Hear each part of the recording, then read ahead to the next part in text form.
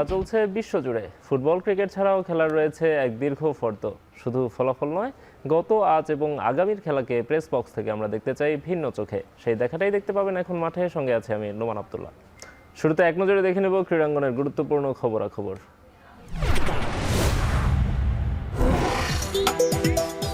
একের পর এক ইনজুরিতে বিপর্যস্ত বাংলাদেশ ক্রিকেট। বিসিবির কাঠগড়ায় মেডিকেল বিভাগ। একসঙ্গে এতগুলো ইনজুরি হতাশাজনক বলছেন প্রধান নির্বাচক হাবিবুল বাশার। আমরা অন্য ওপেনার দিকে চিন্তা করেছিলাম, কিন্তু সাকলাইন এখানে নাই, আমাদের রাইট হ্যান্ড নেই, ওপেনার খুব বেশি প্রস্তুত অবস্থায় নেই। আমরা যেই কয়েকজনকে নিয়ে কাজ করছি তার একদম নতুন।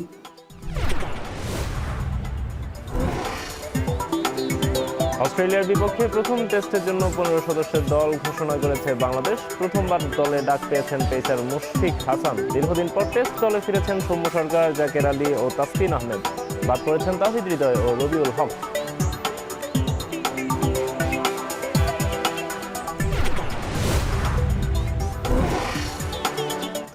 এবং বিশ্বকাপের এক সপ্তাহ পর এবার মুখ খুললেন আর্জেন্টিনার কোচ লিওনেল স্ক্যালোনি। শিরোপা ধরে রাখতে না পারায় সমর্থকদের কাছে ক্ষমা চাইলেন তিনি। তবে দলের ফুটবলারদের কৃতিত্ব দিতে কার্পণ্য করেননি এই কোচ।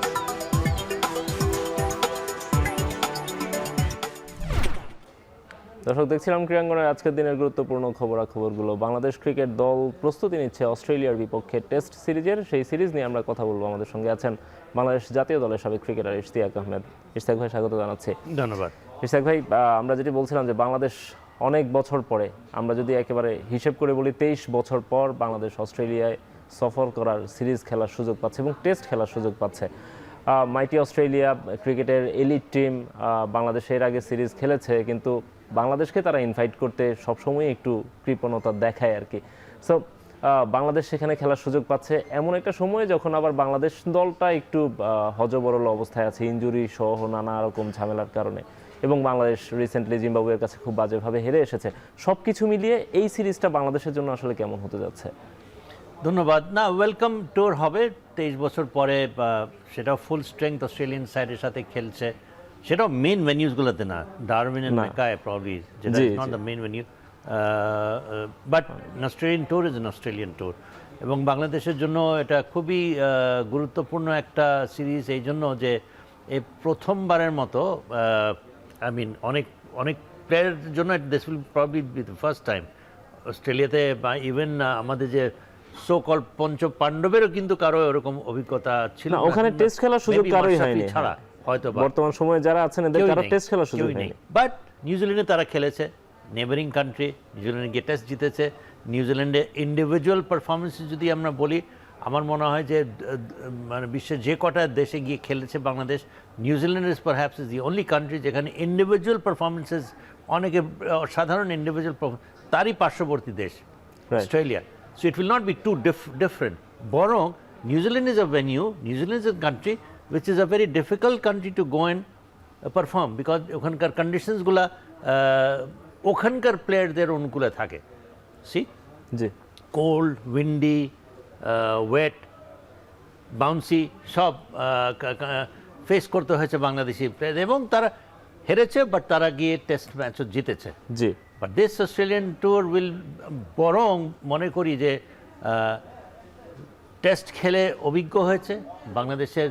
ইয়েস, নতুন শুরুতে যেটা বললে যে অনেক প্লেয়ার নাই, injury ridden side, so what, there are many players who are experienced in playing test cricket. যখন ফার্স্টে গিয়েছিল তখন কিন্তু অভিজ্ঞতা ছিল না, এখন কিন্তু বেশ অনেক প্লেয়ার টেস্ট ম্যাচ, রিসেন্ট সময়ের টেস্ট ম্যাচ জেতার অভিজ্ঞতা।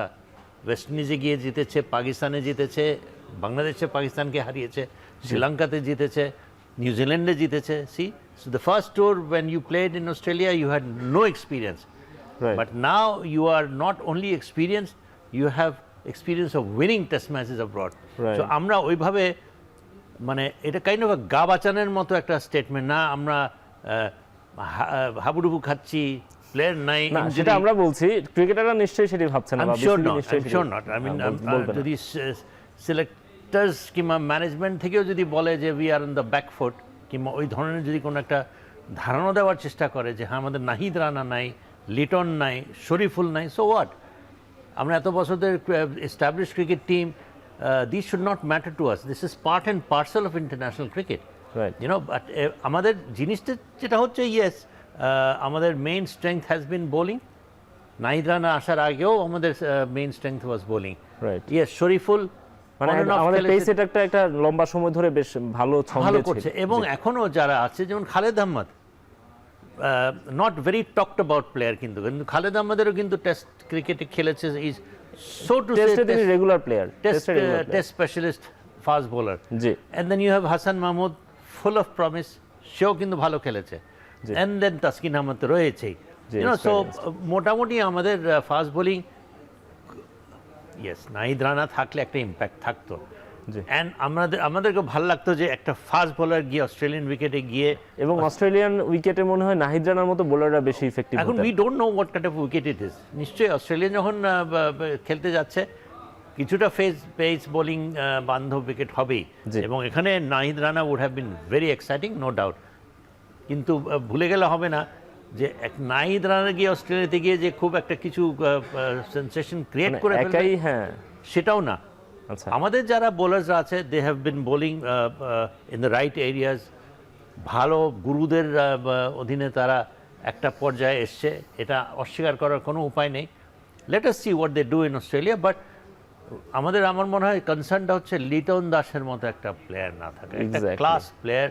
সে রিসেন্ট সময়ে যেসব ইনিংস খেলেছে, অসাধারণ test innings, match winning innings, জি। টিম খুব খারাপ অবস্থা থেকে নিয়ে গেছে সিঙ্গল হ্যান্ডেডলি, যেটা আমরা খুব বেশি একটা দেখি না। রাইট। আমাদের উইকনেসটা কোথায়? আমাদের উইকনেসটা তো ব্যাটিং, জি। Middle order batting, opening batting, সবই। তো আমার মনে হয় লিটন দাসেরটা আমরা মিস করব। বাট ওভারঅল যদি আমরা স্কোয়ারের দিকে তাকাই, আরেকটা প্লেয়ার, আমি যেটা প্রোগ্রাম শুরু হওয়ার আগে বলছিলাম, I thought he should have been there, Mahmudul Hasan Joy. হয়তো বা যদি আমরা ইন্ডিভিজুয়ালি তার দেখি যে he is been a bit of a disappointment. Recent টাইমসে হ্যাঁ খুব একটা ভালো ফর্মে তবে ছিলেন না। সাউথ আফ্রিকাতে he had a big 134, 137 run করেছিল। নিউজিল্যান্ডে গিয়েও তার স্কোর ভালো হয়েছে, 78 রান করেছে। বড় সেঞ্চুরিও তার আছে দেশের মাটিতে। ইয়েস, রিসেন্ট সময়ে হয়তো বা সে, আমরা কাকে নিয়েছি? আমরা নিয়েছি Tanzid Tamim, fantastic white ball player, no doubt, tremendous form, no doubt, consistently ইদানিং হচ্ছে, নো ডাউট। সৌম্য সরকারকে আমরা নিয়ে যাচ্ছি। I am personally happy with that selection, কারণ সৌম্য সরকার টেস্ট ম্যাচ কিন্তু তার পারফরমেন্স খারাপ না। সে নিউজিল্যান্ডে নিউজিল্যান্ডে একটা বড়, যদিও হোয়াইট বলে একটা বড় টেস্ট ইনিংস ক্রিকেটে আছে। দুইটাতেই জি। ট্রেমেন্ডাস। এবং ইন্টারন্যাশনাল ক্রিকেটে ফাস্ট বাউন্সি ট্র্যাকে he is one of the few players যে কিনা, যদি আমি বলি ডমিনেট করার মতো, যদি তার যদি আমরা দেখি, হি is one of the few players যে কিনা সে ভালো খেলেছে এবং ডমিনেট করে ব্যাটিং করার মতো তার ইয়েটা রয়েছে। সারপ্রাইজ সিলেকশন, মানে I am happy with that selection, but surprise not with the non selection of Mahmudul Hasan Joy. আমাদের ওপেনিং কাকে করাবো? আমরা স্কোয়াডটা মনে হয় দেখলে সেক্ষেত্রে আরো একটু বেটার দেখলে হয়। ভালো আমরা হয়। ওপেনার আসলে এই দলে কাকে কাকে পাচ্ছি, ওপেনিং এ আমরা পাচ্ছি সৌম্য সরকারকে, যদি ওপেনার হিসেবে দল বিবেচনা করে। সাদমান ইসলাম আছেন, সেখানে তানজিদ হাসান একটু তামিম রিস্কি হয়ে যাচ্ছে না? যদি সৌম্য সরকারকে আমি যদি ওপেনার হিসাবে নেই, সে লাস্ট কবে ওপেন করেছে? টেস্টে। And if you are thinking, হ্যাঁ, ইভেন উনি টেস্টেও কিন্তু অনেক বছর পর খেলতে এসেছেন, অনেক বছর পরে খেলতে, লাস্ট মনে ওয়েস্ট ইন্ডিজের এগেইনস্ট খেলেছে মেবি। ইয়েস, বাট ওরটা আমি জাস্টিফাই করছি যে কেন আই এম পার্সোনালি হ্যাপি। আরেকটা হচ্ছে কি, আমরা দি আদার তানজিদ তামিম এবং সাদমান। তামিম, সো যে কিনা একটাই টেস্ট ম্যাচ খেলেছে, বোধ করি তানজিদ দুইটা তামিম, ইনিংস জি। খেলেছে। হি ওয়াজ নট লাস্ট টেস্টে ছিল, জি। 24 রানস মনে হয় কোনো একটা ইনিংস করেছে, quick fire 24, unlike N opening batter. তো আমরা সাদমানকে দিয়ে খেলাতে যাচ্ছি যে কিনা হি হিমসেলফ ইজ নট খুব যে কনসিস্টেন্ট তা কিন্তু না, but Sadman Islam is probably one of the best opening batters. তো আমরা মাহমুদুল হাসান জয়কে না নেওয়ার কি যুক্তি থাকতে পারে? আমরা যদি তাকে স্কোয়াডে নিতাম, ওখানে গিয়ে প্র্যাকটিস করতো, প্র্যাকটিস ম্যাচেস খেলানো যেতে পারতো। ওর তো ইন্টারন্যাশনাল এক্সপিরিয়েন্স তো আছে। He has a big 100 in South Africa against one of the most difficult one of the most difficult countries, one of the best bowling attacks in the world. নিউজিল্যান্ডে গিয়ে খেলেছে, এমন কি অফ ফর্ম হয়ে গেল যে ইয়াং প্লেয়ার কোথায় you should be motivating হিম। আমি মনে করি এই সিলেকশনে একটা লোক selection is not always the easiest thing to do, thankless job. Right. হ্যাঁ, সবাইকে সন্তুষ্ট রাখা সম্ভব না। আমি যুক্তিটা খুঁজে পাচ্ছি না যে এই প্লেয়ারটাকে নিয়ে গেলে কি হতো অ্যাটলিস্ট ওখানে। আর আমাদের উইকেস্ট এরিয়াটাই তো হচ্ছে ওপেনিং স্লট। এবং এখানে আরেকটা কথা আসছে, সেটি হচ্ছে যে আমরা দুই ওপেনার সাদমান এবং তানজিদ তামিম দুজনেই বাঁহাতি, এরপর শান্ত যদি নামেন তিনি বাঁহাতি, মুমিনুল হক তিনি বাঁহাতি। সো সবকিছু মিলে আমরা টানা 4-5টা ব্যাটার হচ্ছে বাঁহাতি খেলাচ্ছি। জয় যদি সেখানে থাকতো তিনি একজন ডানহাতি ব্যাটার ছিলেন, রাইট হ্যান্ড লেফট হ্যান্ডের একটা সুবিধা মনে হয় আমরা পেতাম সেক্ষেত্রে। That can also be a justification. আমি ইয়াং প্লেয়ার কোথায় ওকে কেবলমাত্র আমরা টেস্ট ক্রিকেটই খেলাই, সো টু সে। ও তো হোয়াইট বল ক্রিকেটে তো সে নাই। এবং সাদমানও সেম, দুজনেই স্পেশালিস্ট টেস্ট ব্যাটার। আমরা রিস্ক নিচ্ছি টেস্ট ক্রিকেট খেলাবার জন্য in Australia against the best bowling attack in the world. We are taking hmm Tanzid Tamim. One day ক্রিকেটে গিয়ে হয়তো মিচেল স্টার্ক কামিন্সকে ফাটিয়ে দিবে, but come on, this is test cricket is a different ball game. And then the other alternative Soumya Sarkar, যে কিনা test cricket খেলছেই after 4-5 years. So এখানে আমার মনে হয় ল্যাক অফ প্ল্যানিং ও ল্যাক অফ কারেজটা কোথায়? আমরা ইয়াং প্লেয়ারটাকে is going a little bit of form, তাকে কোথায় আমরা একটা সাহস দিব না, ঠিক আছে you are there with us. That is what young players. আমি দুই একটা সিরিজ খারাপ খেলাম, আমি আমাকে বাদ দিয়ে দাও।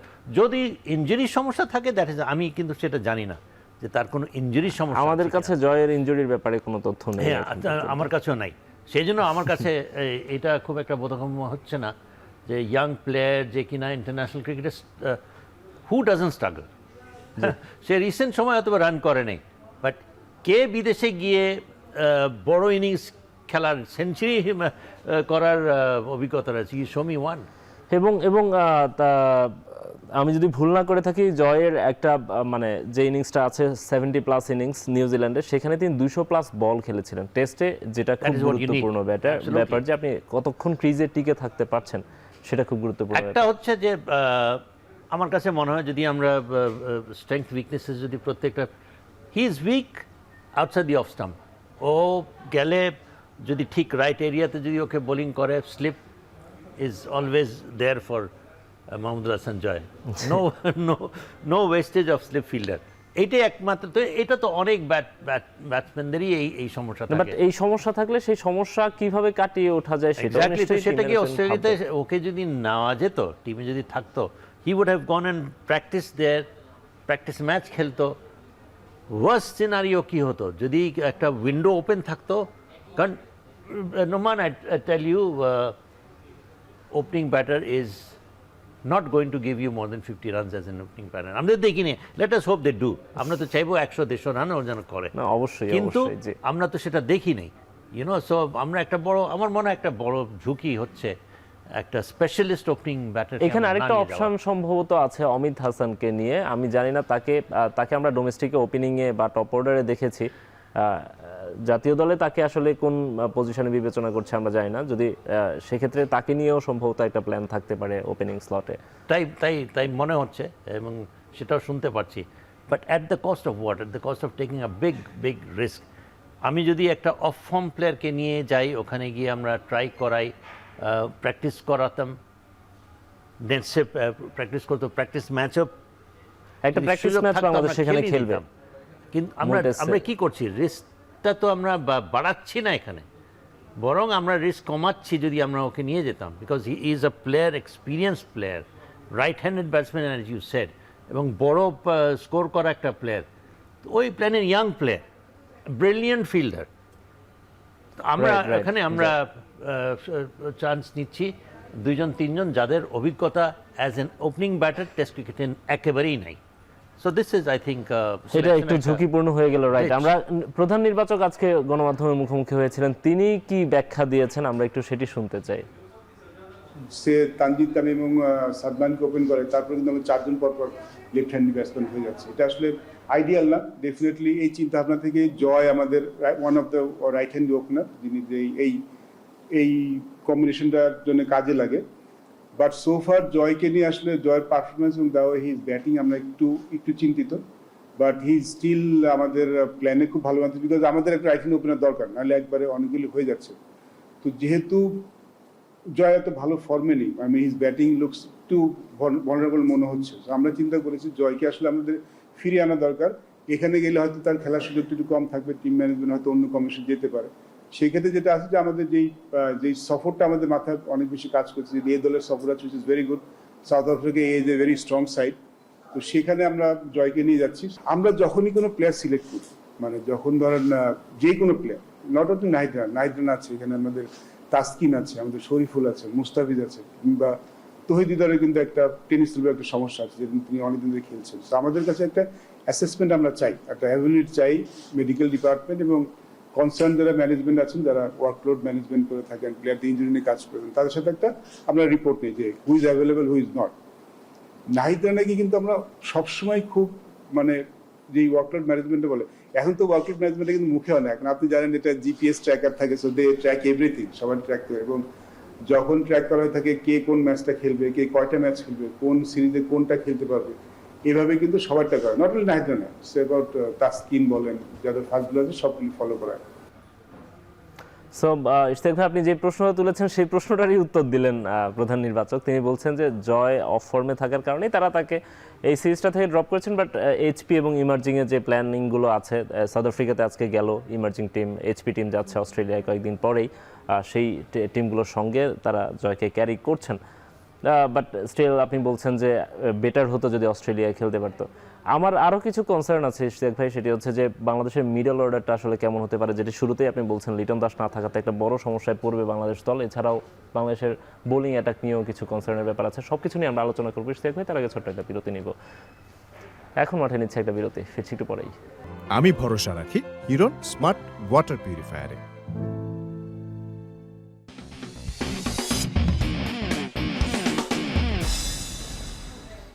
বিরতির পর ফিরে এলাম, আপনারা দেখছেন এখন মাঠে।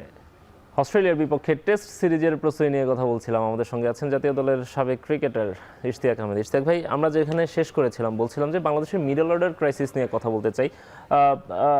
আমরা রিসেন্টলি দেখেছি মুশফিকুর রহিম এক্সপেরিয়েন্সড ক্যাম্পেইনার এবং তিনি ভালো খেলছেনও সবসময়ই, যেটি করে থাকছেন রিসেন্ট টাইমসগুলোতে।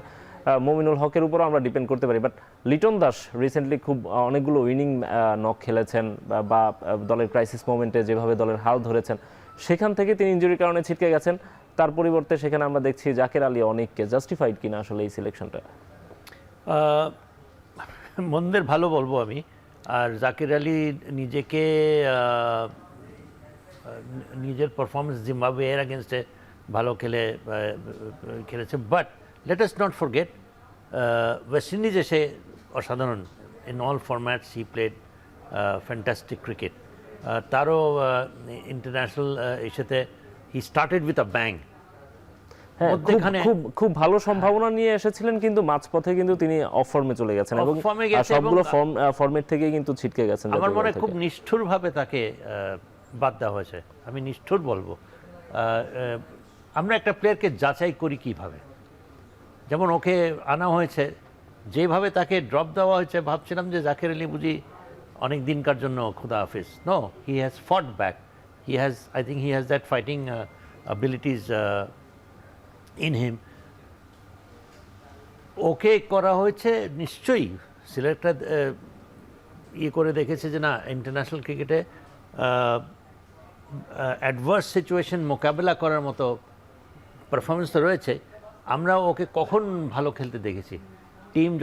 টিমের সংকটময় অবস্থা থেকে কিন্তু আমরা জাকির আলী, তিনি যে পজিশনটায় খেলেন সাধারণত সেটাই করার কথা, মিডল অর্ডারে বা একটু লেট অর্ডারে খেলে থাকেন। সেখানে কিছু নন ক্রিকেটিং ইস্যুস নিয়ে ওকে খুব ক্রিটিসাইজ করা হয়েছে, খুব নিষ্ঠুর, আমি শব্দটা করলাম, খুব নিষ্ঠুরভাবে। এবং সেটা কিন্তু একটা আসর পড়েছিল ওর বাদ পড়ার পিছনে। And it's very good of the selectors, তারা সাহস দেখিয়েছে, তারা তার ক্রিকেটিং এবিলিটিজের উপরে ভিত্তি করে তাকে কনসিডার করেছে। Hats off to the selectors, I respect the selectors choice in trying to.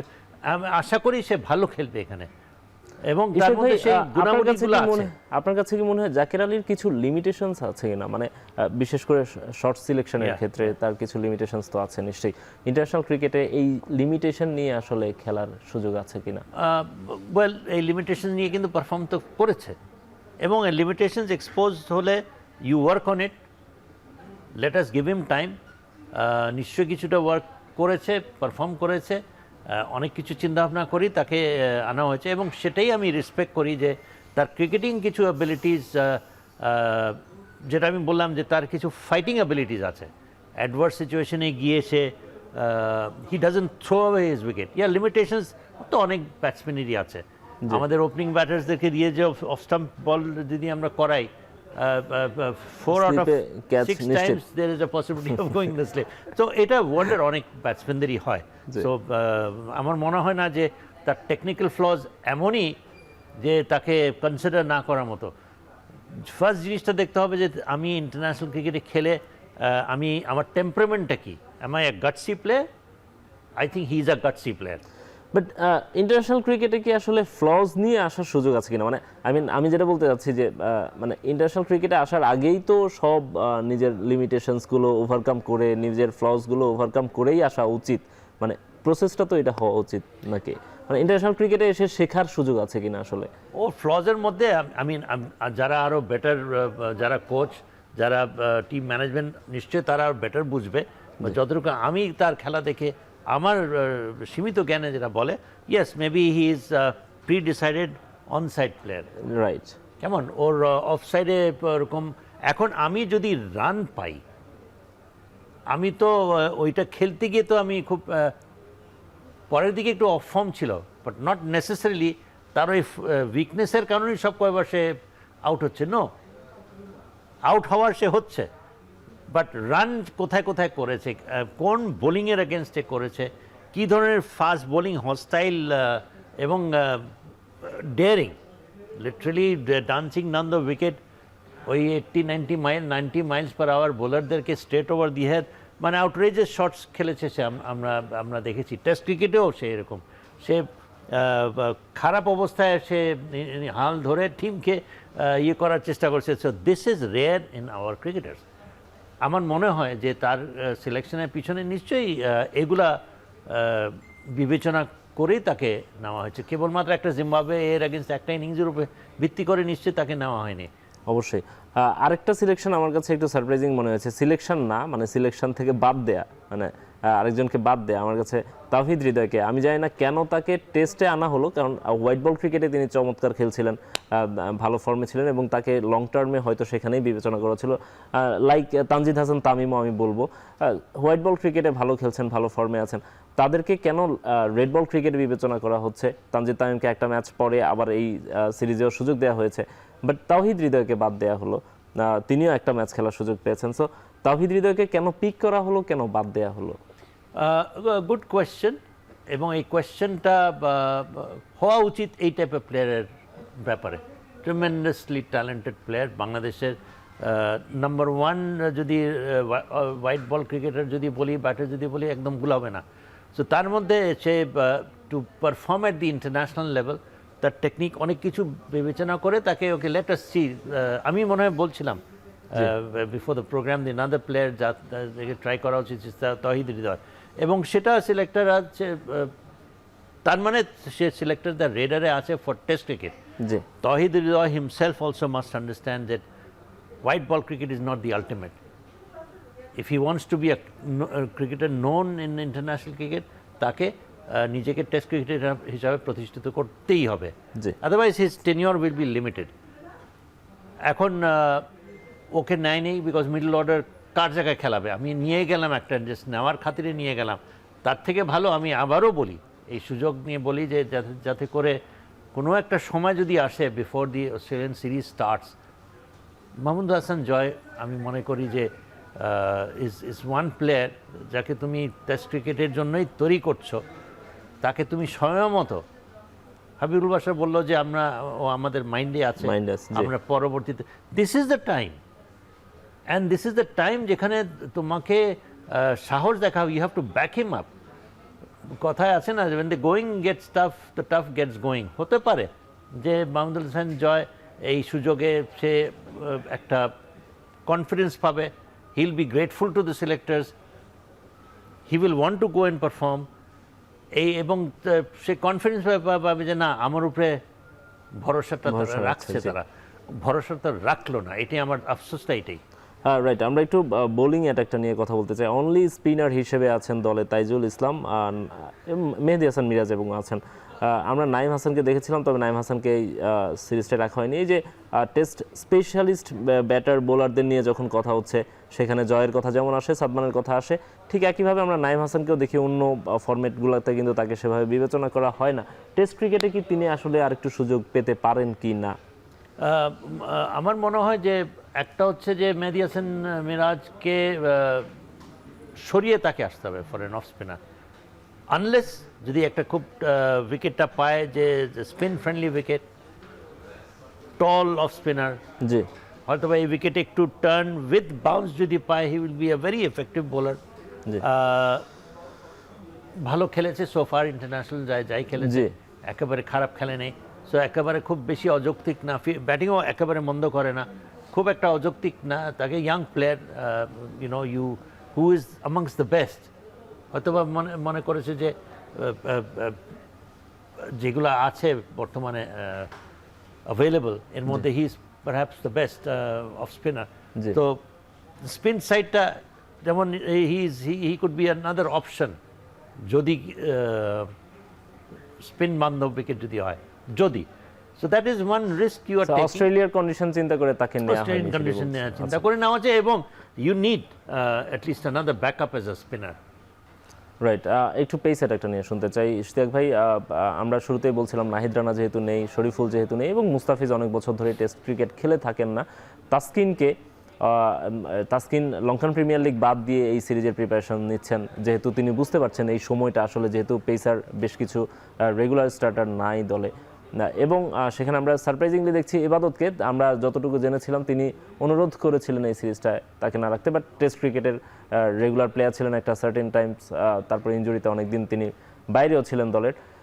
একটা সারপ্রাইজিং সিলেকশন আমরা এখানে দেখছি মুশফিক হাসানকে, আপনি শুরুর আগে তার কথা বলছিলেন। সো আমরা এই আমাদের যে পেস অ্যাটাকটা আছে 5 জনের, এই তাদের ব্যাপারে একটু শুনতে চাই আপনার কাছ থেকে।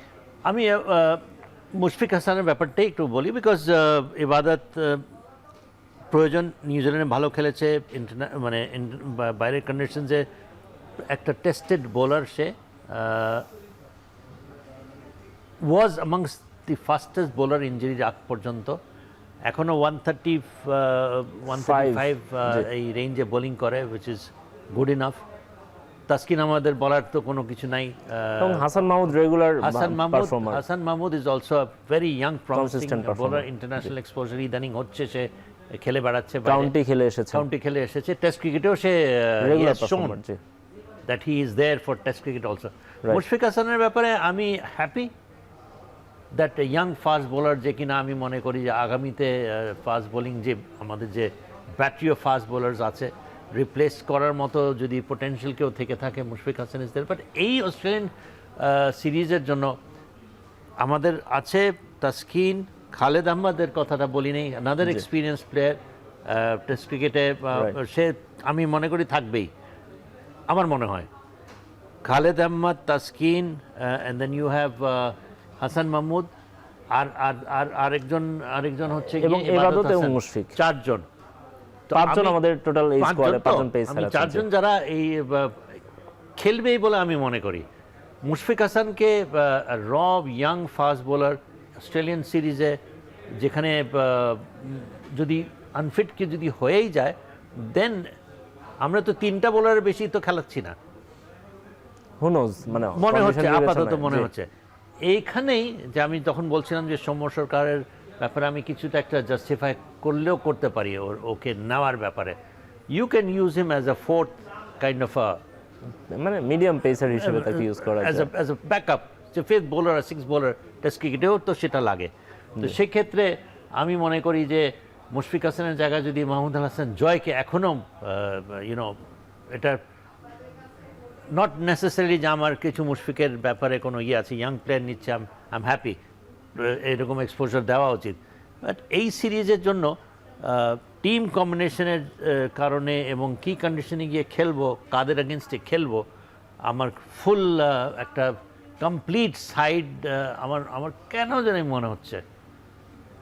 মনে হচ্ছে যে এখানে this I repeat again, Joy should be, এখনো যদি স্কোপ থাকে, he should be brought in, and আমার মনে হয় যে a little too early for Mushfiq Hasan for this kind of a series. ওকে, মুশফিক হাসানের ব্যাপারে বা অন্যান্য ক্রিকেটারদের ব্যাপারে নির্বাচকরা একটা ব্যাখ্যা তো দিয়েছেনই, আমরা সেটি শুনেছিও। আমরা বাংলাদেশ টিমটাকে নিয়ে আরও অনেক আলাপ করতে পারবো, আমরা অস্ট্রেলিয়ার টিমটাও দেখতে চাইবো, তবে তার আগে আরেকটা বিরতি নিব। এখন মাঠে নিচ্ছে আরও একটা বিরতি, সেটি একটু পরেই। আমি ভরসা রাখি হিরন স্মার্ট ওয়াটার পিউরিফায়ারে।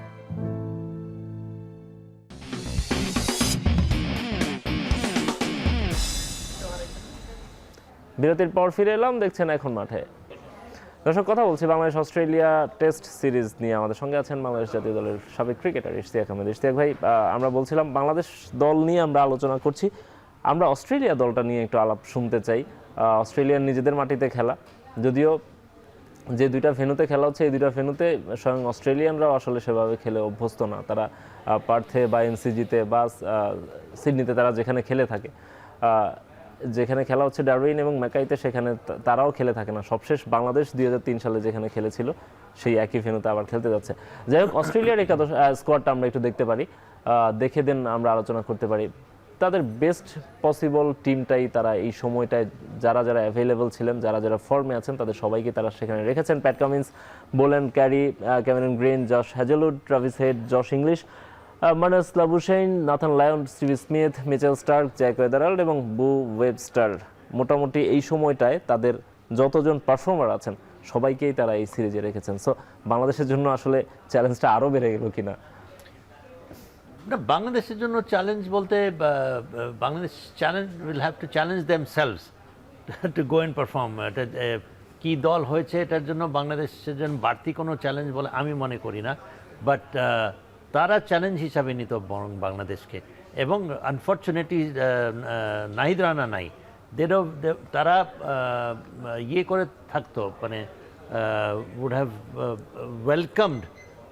হ্যাঁ, নাহিদ রানা যে বাংলাদেশ দলে নেই, এইটা স্বয়ং অস্ট্রেলিয়ানরাও তাকে মনে হয় অনেকটা মিস করছে বা ফিল করছে, কারণ তারাও এই চ্যালেঞ্জগুলো নিতে তারা বরং আরো বেশি প্রস্তুত থাকে। আমরা দেখছিলাম যে সোশ্যাল মিডিয়াগুলোতে তারা লিখছিল, মানে কেন নাহিদ রানা নেই বা নাহিদ রানা থাকলে ভালো হতো, তাকে তারা মিস করছে, এই ধরনের কথা কিন্তু আমরা সোশ্যাল মিডিয়াতে দেখেছি, অস্ট্রেলিয়ান লোকদের কাছ থেকে দেখেছি আর কি, শুনেছি। রাইট।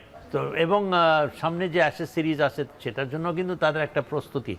আরেকটা হচ্ছে যেটা তারাও বাংলাদেশের রিসেন্ট সময়ে টেস্ট ইমপ্রেসিভ টেস্ট পারফরমেন্স তারা দেখেছে, জি, you know, and they have won convincingly, এবং তারা দেশ বিদেশে খেলে। আমার মনে হয় টেস্ট ক্রিকেটে আমরা বাংলাদেশের এরকম গ্রাফ, এরকম ট্রেন্ড দেখিনি। সো এটাকে তারা মাইন্ডে রেখেছে, দে হ্যাভ রেসপেক্টেড বাংলাদেশের recent development in test cricket, এবং দে আর অল ফিট। সুতরাং তারা টেস্ট ক্রিকেটে তারা কোনো চান্স নেওয়ার কোনো চিন্তাভাবনা করেনি, এবং বরং আমার মনে হয় যে they would have welcome Nahid Rana, because এই পেস খেলা would have been a bit of a challenge for them. Nahid Rana is no ordinary fast bowler. He's a genuine speedster, one of the fastest bowler in world cricket. In the world, right. So এরা আমার মনে হয় players like Marnus Labuschagne, Stephen Smith, Josh English, Travis Head, তারা কিন্তু would have really মানে এই চ্যালেঞ্জটাকে তারা welcome করতো। তো সেই জন্য ওরা আমার মনে হয় বরং অস্ট্রেলিয়া বাংলাদেশকে চ্যালেঞ্জ হিসাবে হয়তোবা নিতে পারতো। রাইট। আমি একটু তিনজন বোলার যে পেস ট্রায়োটা আছে তাদের, মিচেল স্টার্ক, প্যাট কামিন্স এবং জশ হ্যাজেলউড, আমরা দেখছি একটা লম্বা সময় ধরে ওয়ার্ল্ড ক্রিকেটে তারা আধিপত্য বিস্তার করে এসেছেন, এবং টেস্ট ক্রিকেটের ওয়ান অফ দ্য, মানে এটাকে কি বলবো, মানে মূর্তিমান আতঙ্ক আর কি প্রতিপক্ষের জন্য, স্ক্যারিয়েস্ট ট্রায়ো। সো এইটাকে বাংলাদেশ সম্ভবত প্রথমবার ফেস করতে যাচ্ছে, কারণ কদিন আগেও আমরা দেখেছি অস্ট্রেলিয়া যখন বাংলাদেশে এসেছে হোয়াইট বল ক্রিকেট খেলতে, সেখানেও তারা কিন্তু প্যাট কামিন্স, স্টার্ক বা হ্যাজেলউড কাউকেই পাঠায়নি, বা বাংলাদেশকে আসলে খুব বেশি ফেস করা হয়নি তাদের। হয়তো ওয়ানডে ওয়ার্ল্ড কাপে তাদেরকে দুই একজনকে খেলা হয়েছে, সেখানে হয়তো হ্যাজেলউড ছিলেন না, বা তিনজনকে একসঙ্গে টেস্টে বাংলাদেশ তো কখনো পায়নি। সো বাংলাদেশের জন্য এটা মনে হয় একটা নতুন এক্সপিরিয়েন্স হতে যাচ্ছে এই পেস ট্রায়োটাকে। ইয়েস, এবং এই পেস ট্রায়োটাকে সামাল দিবে কে? Opening batters. There we come to the same question যে আমরা একেবারে আনকরা ইনএক্সপিরিয়েন্সড ওপেনিং কম্বিনেশন নিয়ে চিন্তা ভাবনা করছি, তাদেরকে মোকাবেলা করার জন্য। Pat Cummins, Mitchell Starc, Josh Hazelwood, Scott Boland, very right. successful fast bowler.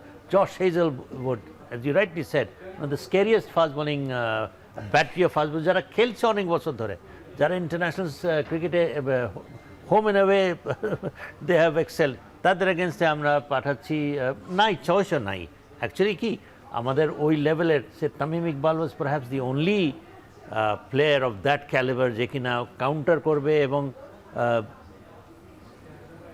Impressive তার পারফরমেন্সেস রয়েছে ইন্টারন্যাশনাল ক্রিকেট। আর আমি তো ওরকম কাউকে দেখছি না এখন বর্তমান ইসের মধ্যে। তো যে দুই একজন আছে যারা পারফর্ম করেছে, ওর মধ্যে আবার একজনকে আমরা বাদ দিয়ে দিয়েছি। So and then middle order Shanto বাইনাও 8-9টা সেঞ্চুরি করা তার দেশ বিদেশ মিলিয়ে। জি, মমিনুল হক দেশেই বেশি করেছে, 14টা century, one of the highest run getters in international cricket. জি, এবং Mushfiqur Rahim exciting player Mushfiq Rahim, yes Mushfiq রহিমও খুব ইয়ে করবে, ওয়েলকাম করবে এই চ্যালেঞ্জ। অভিজ্ঞ প্লেয়ার অস্ট্রেলিয়াতে, I am sure he is going to give 200% to go and perform there. Mehdi Hasan Miraj, unfortunately, one of the most consistent players, one of my most favorite players, he is not in the best of form. So, আমাদের একটা opening, I let's hope, আমি এখানে আর বলার কিছু পাচ্ছি negative না যে কথা কি না বলি, খেলবে। কিন্তু বাংলাদেশের টপ অর্ডারটা আসলেই বাংলাদেশ দলকে ভোগাতে যাচ্ছে বলে যাচ্ছে, এবং আমাদের এমন হতো যে আমাদের ওরকম মিডল অর্ডার্স যে একজন ছিল সে আবার ইনজর্ড হয়ে গেল। তো একটু নড়বড় অবস্থায়, নাজুক অবস্থায় আছি বলে আমি মনে করি। রাইট, আমরা আরও শুনতে চাইবো ইশতিয়াক ভাই আপনার কাছ থেকে, তবে তার আগে আরও একটা বিরতির সময় হয়ে গেছে। এখন মাঠে নিচ্ছি আরও একটা বিরতি, ফিরছি একটু পরেই। আমি ভরসা রাখি হিরন স্মার্ট ওয়াটার পিউরিফায়ারে।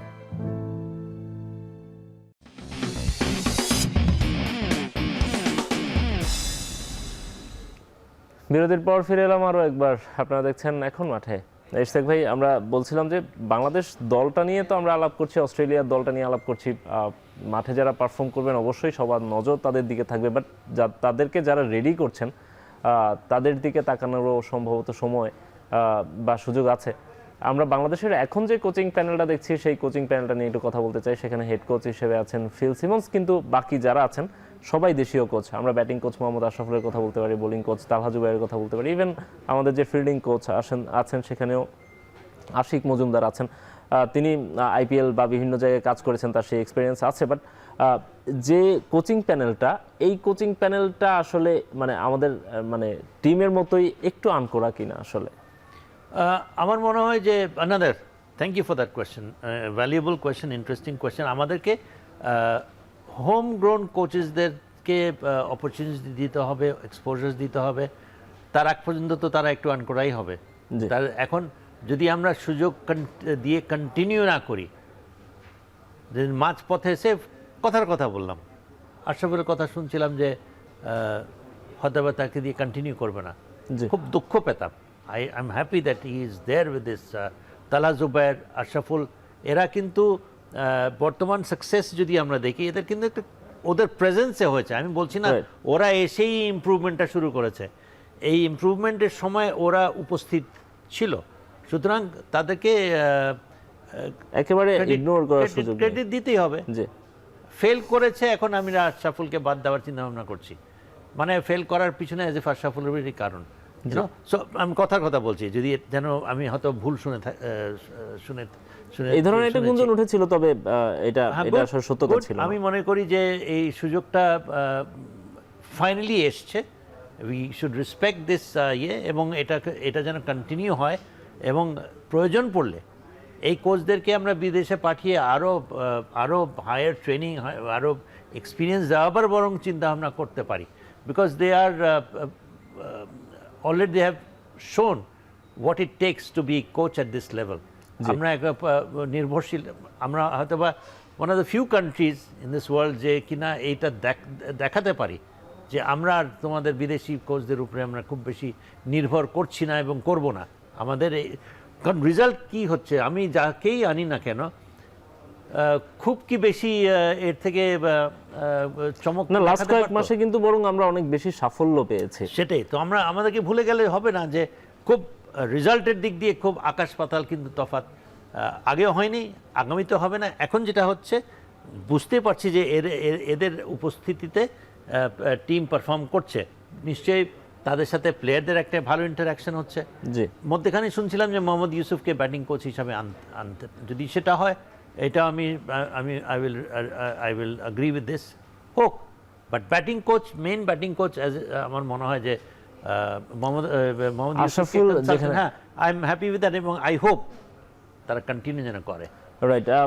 ইসলাক ভাই, একটা ইয়ে ছিল বাংলাদেশের, আসলে বাংলাদেশের ডোমেস্টিক কোচদের নিয়ে অনেক দিনের একটা চাওয়া ছিল, সেটি কোচদেরও ছিল, প্লেয়ারদেরও চাওয়া ছিল। হয়তো এই কারণে যে ল্যাঙ্গুয়েজ ব্যারিয়ারের একটা প্রসঙ্গ প্রায়ই উঠে আসে যে ক্রিকেটারদের সঙ্গে ইন্টারাকশনে ঝামেলা হয় কিনা। যেমন আমরা দেখেছি যে ওয়েস্ট ইন্ডিজ কিংবদন্তি, ক্রিকেটেরই কিংবদন্তি কোর্টনি ওয়ালশ এসেছিলেন বাংলাদেশে, কিন্তু তার কথাই নাকি অনেক পেসাররা বুঝতে পারেন, এই ধরনের একটা কথা প্রচলিত আছে ক্রিকেট পাড়ায়। সো এক্ষেত্রে কি একটা বাড়তি সুবিধা পাওয়া যায় কিনা, যে দেশি কোচরা যদি থাকেন? আমাদেরকে একটু ছোট করে। হ্যাঁ শিওর, আমি তো এটাই বললাম যে একটা বড় পারফর্ম যখন করছে অনেক কারণের জন্যই তো পারফর্ম করছে। ওয়ান অফ দ্য মেইন ইয়েতে আই অলওয়েজ ফেল্ট যে কমিউনিকেশন একটা বড় ফ্যাক্টর জি অবশ্যই ছিল। তো আমার মনে হয় যে বর্তমান কোচরা, পার্টিকুলারলি আমি আশরাফুলের কথা অন্তত বলতে পারি, জি টপ লেভেলে পারফর্ম করা। এখানে কি হচ্ছে, এক্সপিরিয়েন্স শেয়ার করছি, আমি এক্সপিরিয়েন্স শেয়ার করে যদি কমিউনিকেট করে যদি আমি বুঝতে না পারি, আদায় করে নিতে না পারি, তো লাভটা কী হচ্ছে? সেই জন্য বিদেশি কোচদের ক্ষেত্রে এই একটা সীমাবদ্ধতা থাকলেও থাকতে পারে। রাইট। আমরা আপনি যেমন বলছিলেন যে কোচিং প্যানেল নিয়ে আপনি হোপফুল, আমরাও হোপফুল, এবং বাংলাদেশ দলটা নিয়েও খুব আশাবাদী। অস্ট্রেলিয়ার বিপক্ষে অনেক বছর পরে, 2 যুগ পরে খেলার সুযোগ পাচ্ছে। আমরা একটা পজিটিভ রেজাল্ট আশা করবো। আসলে মানে বলবো না যে বাংলাদেশ সেখান থেকে জিতে আসবে, আমি জানি না কেমন করতে পারে। অভিজ্ঞতা আমি একটু আবার বলি যে অভিজ্ঞতা কিন্তু আমাদের হয়েছে, টেস্ট ক্রিকেট আমরা জিতছি এই প্লেয়ারদের কারণে। হয়তো বা 2-1টা অফ ফর্ম থাকতে পারে, 2-1টা সিলেকশন এদিক সেদিক থাকতে পারে, বাট আমাদের আশাবাদী না হওয়ার আমি না হওয়ার কোনো কারণ নেই। এক্স্যাক্টলি, অবশ্যই আমরা আশায় বাঁচবো, আশা আমরা অবশ্যই রাখবো। আপনাকে অসংখ্য ধন্যবাদ ইশতিয়াক, ধন্যবাদ সময় দেওয়ার জন্য। শেষ করছি এখন মাঠের আজকের আয়োজন। এতক্ষণ সঙ্গে থাকার জন্য সবাইকে ধন্যবাদ।